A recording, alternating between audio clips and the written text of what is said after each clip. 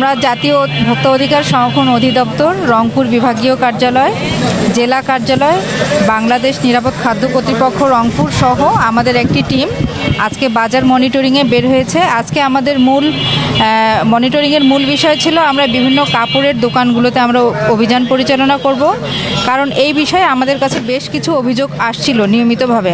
আমরা বিগত 3 দিন ধরেই এই বিষয়টা নিয়েই কাজ করছি। তো আজকে আমরা এখানে সেন্ট্রাল রোডে সাফা ক্লথ স্টোর, জমজম ক্লথ স্টোর, আবার জনতা গার্মেন্টসে আমরা মনিটরিং কার্যক্রম পরিচালনা করি। এখানে আমরা কয়েক ধরনের অ্যানোমেলিজ লক্ষ্য করি। তা হচ্ছে এনাদের কিছু কিছু জায়গায় ক্রয় বিক্রয় ভাউচার এনারা সংরক্ষণ করছেন না, সেই সাথে যে ইন্ডিয়ান কিংবা বিদেশি প্রোডাক্ট বলে যেগুলো বিক্রি হচ্ছে, শার্ট কিংবা 3 পিসের কাপড়, সেগুলোতে ইন্ডিয়ান কিংবা পাকিস্তান মানে যেই দেশেরই হোক তার নাম নেই। তা আমরা সেই সংশ্লিষ্ট ইম্পোর্টারের কাগজগুলো যাচাই বাছাই করছিলাম, সেগুলো দুটি প্রতিষ্ঠান দেখাতে পারিনি বিধায় তাদেরকে আমরা আইনগত জরিমানার আওতায় নিয়ে এসেছি।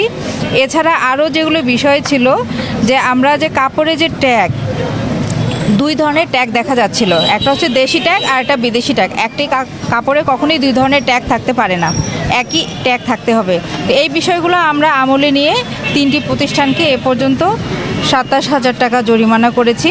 আমাদের অভিযান এখনও চলমান আছে। আমাদের আজকে অভিযান মোটামুটি আমরা পরিচালনা করব এই বিষয়টি নিয়ে।